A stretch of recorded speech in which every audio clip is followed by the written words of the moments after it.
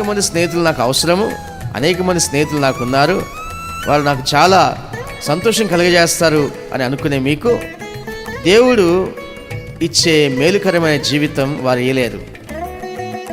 మనుషుల ఆలోచనలు వేరు, దేవుని ఆలోచనలు వేరు. కనుక దేవుడే నీకు స్నేహితుడిగా ఉంటే గనక నీ లక్ష్యము, నీ సాధన, నీ యొక్క గమ్యము చాలా బాగుంటుంది.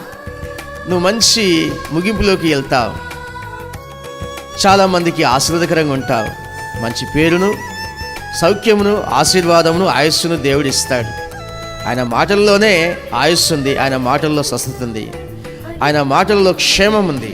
క్షేమకరమైన మార్గాల్లో దేవుడు నడిపిస్తాడు, మంచి మార్గాలు నడిపిస్తాడు, చెడు మార్గాల నుంచి తప్పిస్తాడు.